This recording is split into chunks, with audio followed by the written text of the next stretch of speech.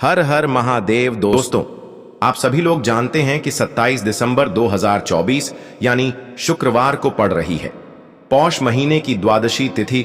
और दोस्तों, यह वह तिथि है जो पौष मास में पड़ने वाली सबसे बड़ी तिथि है, क्योंकि यह शुक्रवार के दिन पड़ रही है और इसका बहुत ही बड़ा और विशेष महत्व होता है।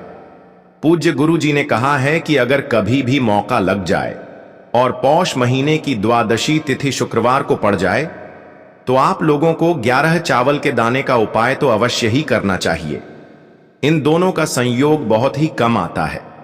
इसी के साथ में गुरु जी ने अपनी शिव पुराण कथा में बताया है कि इस दिन आपको 11 चावल दाने का उपाय तो आपको अवश्य ही करना चाहिए, क्योंकि ऐसा दिन पूरे साल में सिर्फ एक ही बार आता है। और दोस्तों, आप सभी लोग जानते हो कि शुक्रवार का अगर सबसे बड़ा कोई उपाय है तो वह 11 चावल के दाने वाला उपाय है। तो दोस्तों, इस शुक्रवार के दिन आप लोगों को इस 11 चावल दाने वाले उपाय को जरूर करना है। बहुत सारे लोग होंगे जिन लोगों ने इस उपाय को ना किया हो, मतलब पूरा साल निकल गया, उन्होंने किसी भी दिन इस 11 चावल के दाने वाले उपाय को ना किया हो। पर दोस्तों, आपके पास एक आखिरी मौका बचा हुआ है, जो कि 27 दिसंबर शुक्रवार के दिन है। तो इस दिन आप लोगों को इस वाले उपाय को जरूर कर लेना है। भले ही आपने पूरे महीने भर इस उपाय को ना किया हो, पर अगर आपने इस पौष महीने की द्वादशी तिथि के दिन अगर इस वाले उपाय को कर लिया तो आपको इस उपाय को करने का वह फल मिलेगा जिसकी आपने कभी कल्पना भी नहीं करी होगी। इसीलिए आप लोग इस वाले उपाय को एक बार जरूर कर लेना है, ताकि आप लोगों के हाथ से यह मौका ना जा सके और आपको इस उपाय को करने का फल मिल सके। दोस्तों, यह उपाय पंडित जी ने अपनी अभी की ही श्री शिव महापुराण की कथा में बताया है। जी, इस उपाय को आज हम आपको बहुत अच्छे से समझाने वाले हैं। इस वीडियो को देखने के बाद इस उपाय को समझने के लिए आपको कोई और वीडियो को देखने की जरूरत नहीं पड़ेगी। तो चलिए दोस्तों, उपाय को शुरू करते हैं। देखिए, ये इस पौष महीने के शुक्रवार द्वादशी के दिन यह इतना खास होता है, इतना महत्वपूर्ण होता है। देखा गया है कभी कभी बड़े बड़े पूजा पाठ अनुष्ठान से जो मनोकामना पूर्ण नहीं होते, वह पौष महीने के शुक्रवार के दिन एक छोटे से उपाय करने से ही आपकी मनोकामना पूर्ण हो जाती है। और बहुत सारे लोगों ने इस उपाय को किया भी है और उनको इस उपाय को करने का फल भी जरूर मिला है। अगर आप लोग भी इस उपाय को करना चाहते हैं तो आप इस उपाय को पहले अच्छे से समझ लेना, सुन लेना, उसके बाद करना। आपको इस उपाय का फल जरूर मिलेगा और इस उपाय को कर लेने से आपके घर में चाहे किसी भी प्रकार की दुख और समस्या क्यों ना चल रही हो, आपको उसका कारण भी नहीं पता है कि भाई यह समस्या किसका कारण से चल रही है। उसका कुछ भी कारण हो सकता है, जैसे पितृदोष हो सकता है या किसी भी तरह का मंगल दोष भी हो सकता है। तो इस दिन आप लोगों को यह वाला उपाय कर लेना है। यह एक ऐसा उपाय है जिस उपाय को अगर किसी विशेष दिन पर किया जाए तो भाई उस विशेष दिन का जो है वह तो हमें मिलता ही मिलता है, पर हमने उस दिन पर इस उपाय को किया है तो हमें उससे भी बड़ा फल मिलता है और फल बहुत जल्दी मिलता है, क्योंकि आप इस उपाय को बहुत ही बड़े और विशेष दिन पर कर रहे हो। तो चलिए अब उपाय के बारे में बात करते हैं, लेकिन उससे पहले आप लोगों को यह जानना आवश्यक है कि आखिर यह उपाय किस समय करना है, किसको करना है और कैसे करना है। तो चलिए हम आगे आपको वीडियो में एक एक करके बता देते हैं। लेकिन उससे पहले, अगर आप लोग हमारे चैनल पर पहली बार आए हैं या फिर मेरी आवाज आज पहली बार सुन रहे हैं, तो हमारे चैनल को सब्सक्राइब जरूर कर लेना और इस वीडियो को लाइक करके कमेंट बॉक्स में ओम नम शिवाय जरूर टाइप कर देना। तो दोस्तों, इस 11 चावल के दाने वाले उपाय को हमें इस शुक्रवार के दिन कैसे करना है, किसको करना है, किस समय करना है और कहां पर करना है, ये सारे सवालों के जवाब आपको इस वीडियो में मिल जाएंगे। और जो ये वीडियो देखेगा भाई, उसको 11 चावल के दाने वाला उपाय जरूर करना चाहिए, क्योंकि इस दिन एक चावल के दाने का भी बहुत ही बड़ा और विशेष महत्व होता है। और जब बात आ जाए 11 चावल के दाने की, तो यह सोने पर सुहागा वाली बात हो जाती है और यह एक बहुत ही बड़ा उपाय हो जाता है इस शुक्रवार द्वादशी तिथि का। तो अब दोस्तों, इस 11 चावल के दाने वाले उपाय को आखिर करना किसको है, सबसे पहले हम लोग वह बात जान लेते हैं। तो देखो, घर की जो बड़ी माताएं बहनें होती हैं, उन माताओं बहनों में से कोई भी एक बड़ी माता बहन इस वाले उपाय को कर सकती है।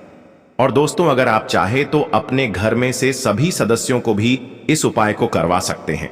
अगर किसी व्यक्ति की खुद की कोई मनोकामना है, खुद की कोई दुख और परेशानी है जो कि वह अपने लिए ही करना चाहता है, इस वाले उपाय को तो वह खुद अपने लिए भी कर सकता है। बाकी अगर कोई घर में से ऐसा है जो कि अपने पूरे घर परिवार की सुख और शांति के लिए यह वाला उपाय करना चाहता है, तो भाई वह भी कर सकता है। उसमें भी कोई दिक्कत वाली बात नहीं है। कहने का मतलब यह है कि इस उपाय को हर एक सदस्य भी कर सकता है और पूरे घर परिवार के सदस्य के लिए घर की बड़ी माताओं बहनों में से कोई एक माता बहन भी कर सकती है। माताएं बहनें अगर घर में उपस्थित ना हो या वह यह वाला उपाय ना कर पा रही हो, तो फिर घर का कोई बड़ा सदस्य भी इस 11 चावल के दाने वाले उपाय को कर सकता है, चाहे फिर वह पुरुष ही क्यों ना हो। उसमें कोई भी दिक्कत वाली बात नहीं है। अब दोस्तों, इस 3 वल के दाने वाले उपाय को हमें करना कहां पर है? हमें इसे शिव जी के मंदिर में जाकर करना है। बहुत सारे लोग प्रश्न करते हैं, हर एक उपाय को करते समय क्या हम इस उपाय को घर पर कर सकते हैं? तो इस वाले उपाय को आप घर पर नहीं कर सकते हो। इस वाले उपाय को करने के लिए आपको शिव जी के मंदिर ही जाना पड़ेगा। उसके बाद में दोस्तों, जो अगला प्रश्न निकल कर आता है वह यह आता है इस उपाय को लेकर कि आखिर इस उपाय को हमें किस समय करना है, सुबह के समय करना है कि शाम के समय करना है? तो देखो, इस वाले उपाय को आप लोग सुबह के समय भी कर सकते हो और शाम के समय प्रदोष काल में भी कर सकते हो। अब अगर आप पूछो कि भाई सबसे उत्तम समय कौन सा रहेगा इस 31 चावल के दाने वाले उपाय को करने का, तो हम आपसे बस यही कहेंगे कि इस उपाय को आप सुबह के समय करेंगे तो ज्यादा बेहतर होगा। बाकी अगर प्रदोष काल शाम के समय भी करेंगे तो भी अच्छा होगा, उसमें कोई भी दिक्कत वाली बात नहीं है। तो अब दोस्तों, जो अगली सबसे बड़ी और महत्वपूर्ण बात आती है वह यह आती है कि सुबह अगर हम उपाय को करेंगे तो हमें कितने बजे से लेकर कितने बजे तक के बीच में करना है, और शाम के समय प्रदोष काल में करेंगे तो हमें कितने बजे से लेकर कितने बजे के बीच में करना है। तो देखो, सुबह जितनी जल्दी हो सके आप उपाय को करने की कोशिश करना। बाकी अगर किसी कारणवश लेट भी हो जाओ थी, देर भी हो जाए, तो 10 या 11 बजे तक भी आप उपाय कर लेना, पर 12 बजे से ज्यादा देरी ना हो। ठीक है, इस बात का ध्यान रखना। उसके बाद में दोस्तों, अगर शाम के समय प्रदोष काल की बात करें, प्रदोष काल का जो समय है होता है वह शाम के 6 बजे से शुरू हो जाता है। मतलब शाम के 6 बजे से लेकर 7 बजे के बीच का जो समय होता है यह समय प्रदोष काल का समय होता है। पर अभी जो मौसम चल रहा है, इस मौसम में जो है शाम बहुत देरी से होती है, तो आप इस उपाय को 7 या 8 बजे के बीच में भी कर सकते हो। मतलब शाम के 6 बजे से रात 8 बजे के बीच में आप कभी भी इस वाले उपाय को कर सकते हो, उसमें कोई भी दिक्कत वाली बात नहीं है। अब दोस्तों, यहां पर इस उपाय को लेकर एक और सबसे बड़ी बात यह निकल कर आती है कि इस 11 चावल के दानों को हमें लेना कहां से होता है, और हमें इस उपाय को करने के साथ में क्या और कुछ भी सामग्री ऐसी होती है जो शिव जी के मंदिर लेकर जानी पड़ रहती है। तो देखो, यहां पर हम आपको बता दें। सबसे पहले आप लोग यह जान लो कि यह जो 3 चावल के दाने वाला उपाय है, सिर्फ और सिर्फ आप उपाय की सामग्री लेकर कभी भी शिव जी के मंदिर मत जाना, क्योंकि हमें भगवान के सामने यह नहीं दर्शा है कि अगर हम भगवान शिव जी के मंदिर आए हैं तो अपने फायदे के लिए आए हैं। तो इसलिए जो भी पूजन सामग्री है, उपाय सामग्री है 11 चावल के दाने, इसके साथ में आपको पूजन सामग्री भी जरूर लेकर जाना है। देखो, अगर सुबह के समय उपाय कर रहे हो तो सीधी सी बात है, एक लोटा जल तो आप लेकर जाओगे ही जाओगे। वही एक लोटा जल अगर मिट्टी का जल हो तो बहुत अच्छा रहेगा। मिट्टी का जल कैसे बनाया जाता है, इसके लिए हमने पहले से बहुत सारी वीडियोस बना दी है आपके पास। इस दिन एक आखिरी मौका रहेगा मिट्टी का जल शिव जी पर चढ़ने का और उपाय को करने का। बहुत बड़ा आपको इस दिन फल मिलेगा, तो इसीलिए इस दिन हो सके तो भाई मिट्टी का जल चढ़ाना, तो अपने साथ में कम से कम एक लोटा जल तो आपको लेकर जाना ही जाना है। अगर मिट्टी का जल नहीं है तो घर का जल भी आप इस्तेमाल कर सकते हो। इसके अलावा जो भी पूजन सामग्री है, देखो 11 चावल के दाने यह अलग आपके रहेंगे, और जो आपकी पूजन सामग्री रहेगी वह अलग रहेगी। पूजन सामग्री में आप जो भी चीज लेकर जाना चाहे वह लेकर जा सकते हैं। एक बेलपत्र भी लेकर जा सकते हैं, उसमें कोई भी दिक्कत वाली बात नहीं है। वहीं अगर हम बात करें शाम के समय की, तो शाम के समय शिव जी पर जल नहीं चढ़ता है। इसीलिए शाम के समय आप लोग एक दीपक तैयार कर ले जो कि गोलती का आटे का शुद्ध देसी गाय का घी का होगा, है ना। इस बात का आप लोगों को ध्यान रखना है और इस दीपक को आपको घर से जलाकर नहीं लेकर जाना है, भगवान शिव जी के मंदिर में जाकर ही जलाना है। इस बात का भी आप लोगों को ध्यान रखना है। अब दोस्तों यहां पर हमें इस बात को समझना है कि यह 11 चावल के दाने हमें लेना कहां से है। क्या हमें दुकान से लेकर आना है या हमें अपने घर से लेना है या कहां से लेकर आना है और कौन से चावल लेना है, क्योंकि चावल भी बहुत प्रकार के होते हैं। तो देखो, इन सभी सवालों के जवाब आप लोग एक बात में सुन लो कि भाई ये जो उपाय है, इस उपाय में आपको ये नहीं देखना है कि भाई कौन से चावल है कौन से चावल नहीं है। बस जो भी चावल ले रहे हो वो चावल का दाना सबूत होना चाहिए, मतलब साबुत होना चाहिए, टूटा हुआ नहीं होना चाहिए, कटा पिटा नहीं होना चाहिए। यह बात आपको ध्यान रखना है। बाकी आपका चावल बासमती हो या सादा चावल हो या कोई सा भी चावल हो, उसमें कोई भी दिक्कत वाली बात नहीं है। तो सीधी सी बात है कि आपके घर के रसोई घर में जहां पर आप भोजन बनाते हो, वहां पर जो भी चावल आपके उपस्थित हो, उन चावलों में से अपनी एक कटोरी भर लेना या एक मुट्ठी चावल अलग से निकाल कर रख लेना, क्योंकि हम 11 चावल ही यहां पर इस उपाय में लेने वाले हैं। तो हमें यह चावल के दाने गिन कर निकालने पड़ेंगे। इस बात का आप लोगों को ध्यान रखना है। तो अपने उस चावल की कटोरी में से या चावल में से 11 ऐसे चावल के दाने आप लोग निकाल लो जो कि टूटे हुए ना हो, कटे पिटे ना हो, जिनमें कोई दाग ना लगा हुआ हो, है ना, अच्छे साबुत चावल के दाने 31 दाने आप लोग निकाल कर रख लो और इन्हें किसी भी एक कागज की पड़िया में या किसी एक छोटी सी कटोरी में आप लोग रख लो ताकि यह सुरक्षित रहे।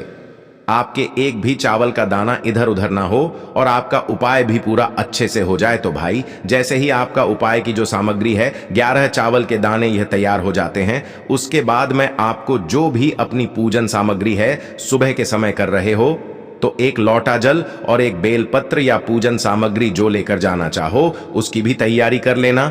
और शाम के समय जा रहे हो तो भाई अपना जो दीपक है उसे तैयार कर लेना, ठीक है। और उपाय को करते समय शुद्धता का विशेष रूप से ध्यान रखना, ठीक है। सुबह सुबह स्नान करने के बाद ही उपाय को करने की आप लोग तैयारी करना। उसके बाद अगर शाम के समय की बात करें तो शाम के समय आपको स्नान करने की जरूरत नहीं है, पर शुद्धता का ध्यान रखना है। आपको स्नान तो नहीं करेंगे, आप हाथ मुंह धोकर भी इस वाले उपाय को शाम के समय प्रदोष काल में कर सकते हैं। इसमें कोई दिक्कत वाली बात नहीं है। तो आप अपने उपाय की पूरी सामग्री तैयार करके आपके पास ही में जो आपका शिव मंदिर हो वहां पर पहुंच जाइए। सबसे पहले शिव मंदिर में जाकर आप लोगों को उपाय नहीं करना है, पहले भगवान के दर्शन करना है, भगवान से आशीर्वाद प्राप्त करना है। फिर शिव जी की शिवलिंग के पास में आना है। शिवलिंग के पास में आने के बाद आप जो पूजन सामग्री लेकर आए हुए हैं, जैसे कि सुबह गए हुए होंगे तो एक लौटा जल और जो भी पूजन सामग्री लेकर आए हैं, आप उनसे भगवान शिव जी की पूजन कीजिए। सबसे पहले तो एक लौटा जल ही चढ़ेगा, फिर आपको एक बेलपत्र श्री शिवाय नमस्तु भयम का जाप करते हुए शिवलिंग पर चढ़ा देना है। उसके बाद में आपकी पूजन सामग्री चढ़ेगी। उसके बाद में अगर दोस्तों शाम के समय अगर आप इस उपाय है तुलसी के पौधे में कौन सी चीज आपको रखनी है और इस उपाय को किस समय करना है। देखिए, सबसे पहले तो आपको बता दें कि अगर आपके घर में तुलसी का पौधा नहीं है तो पौष के महीने में एक तुलसी का पौधा अपने घर में लाकर जरूर लगाएं, क्योंकि पौष के महीने में जो लोग अपने घर में तुलसी जी का पौधा लाकर लगाते हैं, मां तुलसी का पूजन करते हैं, कभी भी मां तुलसी उनके घर में निर्धनता नहीं रुकने देती हैं। हमेशा उनके घर में धन की वृद्धि होती है, धन की वर्षा होती है। तो जरूर से तुलसी का पौधा आप पौष के महीने में अपने घर जरूर लेकर आएं और अच्छे से आपको मां तुलसी का पूजन करना है। मां तुलसी के पौधे की देखभाल करनी है और वह कौन सी चीज है जो आपको तुलसी के पौधे में पौष के महीने 27 दिसंबर शुक्रवार प्रदोष व्रत में रखना है और कैसे यह चीज रखते ही रातों रात आपके जीवन में चमत्कार होगा और आपके भाग्य का भी आपको साथ मिलेगा। तो देखिए, प्रदोष व्रत के दिन बस कोशिश करना कि समय के थोड़ा मतलब अंतर्गत ही कर लो, पर किसी कारणवश अगर ना कर पाओ तो फिर आप थोड़ा देरी से भी कर सकते हो, आपको उपाय का फल जरूर मिलेगा। तो देखिए, पौष मास के दिनों में विशेषकर भगवान शिव और माता पार्वती और तुलसी का पूजन किया जाता है। अब साथ ही साथ प्रदोष व्रत का दिन भी पड़ गया है, तो ऐसा समझ लीजिए आपके जीवन में धन भी आएगा, सुख भी आएगा, बढ़ेगा भी, और साथ ही साथ आपके जीवन के सारे संकटों को भगवान शिव जी दूर कर देंगे। तो चलिए सबसे पहले बात कर लेते हैं सबसे पहले उपाय की, जो कि प्रदोष व्रत वाले दिन आपको विशेष कर करना है। और इस उपाय को करने से आपकी कोई भी ऐसी इच्छा, कोई भी विश जो अभी तक अधूरी है, पूरी नहीं हो रही है, तो आपकी बड़ी से बड़ी विश और मनोकामना भी पूरी हो जाती है जब आप प्रदोष व्रत दिन इस पहले उपाय को कर लेते हैं। देखिए, अगर इस दिन हम भगवान विष्णु और माता तुलसी के समक्ष कोई भी उपाय करते हैं तो उसका फल हमें जरूर मिलता है। तो देखिए, आप सभी जानते हैं कि श्री हरि विष्णु और कृष्ण जी जो है, उन्हें तुलसी दल सबसे प्रिय है। बिना तुलसी माता के श्री हरि विष्णु जी अधूरे हैं और बिना तुलसी पत्तों के श्री हरि विष्णु का भोग अधूरा है। और आप सभी लोग जानते हो कि माँ माता लक्ष्मी का निवास स्थान वहीं होता है जहां भगवान विष्णु वास करते हैं। इसलिए श्री हरि विष्णु को प्रसन्न करके आप अपनी मनोकामना को पूरा कर सकते हैं, क्योंकि श्री हरि विष्णु अगर प्रसन्न हो गए तो आपकी कोई भी विश और इच्छा, मनोकामना अधूरी नहीं रहेंगी। तो देखो दोस्तों, सबसे पहला उपाय जो आपको 3 तुलसी के पत्ते से करना है।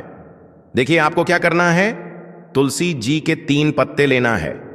अब देखो, सफला प्रदोष व्रत का दिन है, तो इस दिन आप तुलसी के पत्ते ना तोड़े तो गिरे हुए पत्ते आपको ले लेना है। ठीक है, आप 3 पत्ते तुलसी जी के लेंगे।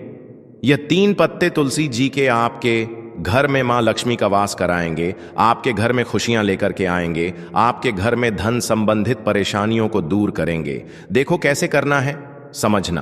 आप क्या करेंगे, 3 पत्ते आपको लेना है, साथ ही साथ आपको लेना है हल्दी, पीसी हुई हल्दी ले सकते हैं, या हल्दी की जो गांठ आती है ना, तो वह हल्दी की गांठ लेना और उसको पीस करके उसका पाउडर बना देना, और उसके बाद उसका उपयोग आप कर सकते हैं। 3 तुलसी के पत्ते के साथ में लेना है 1 चुटकी हल्दी। ठीक है, अब आपको क्या करना है, सबसे पहले तुलसी जी के वहां पर आप जाएंगे गुरुवार प्रदोष व्रत के दिन, सुबह से लेकर शाम तक, रात्रि तक, जब आपकी इच्छा हो तब आप यह उपाय कर सकते हैं। आपको 3 तुलसी जी के पत्ते वहां पर तुलसी माता के सामने आपको रखना है। ठीक है, माटी के ऊपर भी रख सकते हैं या कुछ कपड़ा बिछाना और उसके ऊपर 3 पत्ते रखना। ठीक है, वहां पर तुलसी माता के वहां पर एक गोल बाती का दीपक आपको जलाना है। ठीक है, गोल बाती का, अर्थात उसके अंदर घी होना चाहिए। ठीक है, ये जो दीपक होगा ये होगा भगवान विष्णु के निमित्त। अब आप ये दीपक आटे का भी ले सकते हो, माटी का भी ले सकते हो। ठीक है, अब आपको क्या करना है, दीपक आपने प्रज्वलित कर लिया। अब 3 तुलसी जी के पत्ते हैं, 1 चुटकी हल्दी जो है, हल्दी के अंदर थोड़ा सा जल मिलाना। ठीक है, और आप आपकी सीधे हाथ की चींटी उंगली के पास वाली उंगली, अनामिका उंगली से आपको हल्दी की टीकी तीनों तुलसी जी के पत्ते पर लगानी है। जब आप पत्तियों पर टीकी लगाएंगे तो ओम नमो भगवते वासुदेवाय का जाप 11 बार कर लेना है। फिर एक तुलसी के पत्ते के ऊपर हल्दी की टीकी लगाना है। आ गई आपको बात समझ में? फिर वापस से 11 बार जाप करना, फिर एक और टीकी लगाना, फिर वापस से 11 बार जाप करना, फिर वापस से टीके लगाना। देखो, भगवान विष्णु को हल्दी बहुत प्रिय है, भगवान विष्णु को तुलसी दल बहुत प्रिय है। अगर आप प्रदोष व्रत तिथि के दिन इस प्रकार से उपाय करते हैं, भाग्य का साथ आपको मिलता है। कई लोग होते हैं ना जो बहुत मेहनत करते हैं लेकिन उनको पर्याप्त फल नहीं मिल पाता, तो उन लोगों के लिए, विशेषकर जिन लोगों को सक्सेस नहीं मिलती है, तो उन लोगों को यह उपाय करना चाहिए। करना क्या है, स्त्री पुरुष दोनों में से जो घर के हैं, जो घर में करना चाहते हैं, वह सब कर सकते हैं। देखो करना क्या है, तीनों पत्ते में से तीनों पत्ते आपको उठाना है और मां तुलसी से प्रार्थना करना है कि जीवन के सारे अंधकार को दूर करो, हमारे घर में सुख समृद्धि। 2 ऐसी प्रार्थना करते हुए सबसे पहला जो तुलसी जी का पत्ता है वो आप आपके घर में लेकर के जाना, जहां पर भगवान विष्णु की फोटो हो या भगवान विष्णु के कोई भी अवतार हो, उनके सामने आपको यह पहला तुलसी दल का पत्ता आपको अर्पित करना है। सफला प्रदोष व्रत के दिन तुलसी जी का पत्ता या तुलसी दल जो अगर आप अर्पित करते हैं और वह भी हल्दी लगा हुआ, तो भगवान विष्णु बहुत प्रसन्न होते हैं। जब आप रखोगे, जब आपकी जो भी इच्छा हो, उस समय जो भी आप सोच रहे हैं कि आपकी यह कामना है जो कई दिनों से परिपूर्ण नहीं हो रही है, वह आपको बोलना है और यह तुलसी जी का पत्ता आपको भगवान विष्णु के चरणों में अर्पित कर देना है। पहली बात आ गई समझ में। पहला जो पता है भगवान विष्णु को अर्पित कर दिया। अब दूसरा जो पता है वह आपको ले जाना है आपके घर में जहां कहीं भी आप धन रखते हैं ना, वहां पर, और यह दूसरा पत्ता आपको वहां धन रखने वाले स्थान पर आपको रख देना है। जब आप धन रखने वाले स्थान पर रखोगे तो ओम महालक्ष्मी नमः का जाप कर सकते हैं, भगवान विष्णु के मंत्रों का जाप कर सकते हैं, कुछ भी आप मंत्रों का जाप करें और उसके बाद यह तुलसी जी का पत्ता आप रख दें। देखो, तुलसी जी का पत्ता आप लाल कपड़े में भी रख सकते हैं या इसे खुला भी रख सकते हैं। बस थोड़ा सा ध्यान रखना, उनको हानि नहीं होना चाहिए, ठीक है। दूसरा पत्ता आपने रख दिया जहां पर आप धन रखते हैं, और तीसरा जो पत्ता है वह आपको रखना है आपके घर के रसोई घर में, और रसोई घर में ऐसे स्थान पर रखना, शुद्ध स्थान पर, जहां पर ध्यान रखना, शुद्धता और पवित्रता का विशेष आपको ध्यान रखना। इस प्रकार से आपको यह उपाय करना है। ऐसा आपको 2 से 3 प्रदोष व्रत पर कर लेना है। देखना, एक दिन आपकी सभी मनोकामना पूर्ण हो जाएगी। प्रदोष व्रत का बहुत ही उत्तम उपाय है जो आपको करना है। अगर आपको ऐसा लगता है थोड़े से खंडित हो गए हैं, तो आप इन्हें किसी भी जल में प्रभावित कर सकते हैं या तुलसी जी की जड़ में आप रख सकते हैं। तो यह हो गया पहला उपाय जो कि सबसे ज्यादा विशेष है, जो कि केवल और केवल प्रदोष व्रत के दिन किया जाता है। अब हम बात करते हैं दूसरे विशेष उपाय की, बात करते हैं अगले उपाय की। अब बताते हैं तुलसी के गमले में आपको वो कौन सी चीज डालनी है जिस उपाय को करने से आप अपने जीवन में महाधनी बन जाएंगे। इतना धन आपको मिलेगा कि कभी भी आपके धन में कमी नहीं आएगी, कभी भी आपका धन बर्बाद नहीं होगा। आपके पैसे की बर्बादी बिल्कुल आपके जीवन से रुक जाएगी। और जो लोग कहते हैं कि घर में पैसा तो आता है, पैसा रुकता नहीं है और पैसा बढ़ता नहीं है, वृद्धि नहीं हो रही है, उन्हें भी विशेष यह दूसरा उपाय प्रदोष व्रत वाले दिन जरूर करना चाहिए। तो देखिए, पहले ही आपको बता दिया कि श्री हरि विष्णु की पूजा और उनका भोग, श्री मतलब तुलसी मैया के बिना अधूरा है ना, और तुलसी मैया जो है वह श्री हरि विष्णु के बिना अधूरी है। तो देखिए, जब भी आप तुलसी का कोई उपाय करेंगे तो सीधे सीधे आप श्री हरि विष्णु को प्रसन्न कर लेते हैं। अब व्यक्ति को, यानी जो भी व्यक्ति है, किस व्यक्ति को कितना धन देना है, यह श्री हरि विष्णु के हाथ में होता है। धन देने का काम मां लक्ष्मी करती है, जो कि मां तुलसी का ही एक रूप है। मां तुलसी जो है यह माता लक्ष्मी का ही स्वरूप है ना। तो आपको करना क्या है, आपको लेनी है यहां पर हल्दी पिसी हुई, जो कि श्री हरि विष्णु से जुड़ी हुई है, आपके गुरु गृह से जुड़ी हुई है, आपकी कुंडली में गुरु को मजबूत करती है, सुख सौभाग्य को खींचने का काम करती है, धन को बढ़ाने का काम करती है। तो एक छुटकी पिसी हुई हल्दी आपको लेनी है, और यह पिसी हुई सूखी हल्दी ही आपको अपने गमले में, तुलसी का पौधा जिस गमले में लगा है उसमें अच्छे से इस हल्दी को डालना है, ठीक है ना। और ओम नमो भगवते वासुदेवाय नमः इस मंत्र का जाप करना है। कितनी बार? कम से कम 11 बार जाप करना है। ओम नमो भगवते वासुदेवाय नमः इस मंत्र का जाप करते रहना, और हल्के हल्के से तुलसी के पौधे में आपको पूरे गमले में पिसी हुई हल्दी का छिड़काव करना है। तो देखिए, जो व्यक्ति इस उपाय को प्रदोष व्रत के दिन कर लेता है, ऐसा समझ लीजिए अपने जीवन से नहीं आने वाली 7 पीढ़ियों के जीवन से निर्धनता और गरीबी को दूर कर देता है। क्योंकि हल्दी जो है ना, ये साधारण नहीं है। हल्दी इतनी उत्तम होती है कि रातों रात आपके जीवन में चमत्कार करती है। आपने देखा होगा कि कोई भी शादी होती है, विवाह होता है ना, कोई भी ऐसा शुभ काम हम करते हैं उसमें हल्दी जरूर लेते हैं। गृह प्रवेश जब हम करते हैं तो हल्दी के स्वस्तिक का निर्माण करते हैं। कोई भी अच्छा काम करने जा रहे हैं, हल्दी उसमें लेते हैं, और हल्दी जो है यह आपके गुरु गृह को मजबूत कर देती है। अगर कुंडली में गुरु कहीं ना कहीं मजबूत है तो इससे उत्तम उपाय आपको ऐसा समझिए प्रदोष व्रत का मिलेगा नहीं। बहुत ही उत्तम उपाय है। तुलसी के गमले में एक चुटकी पिसी हुई हल्दी डालना है तो यह बहुत ही उत्तम उपाय है। इस उपाय को आप जरूर करें।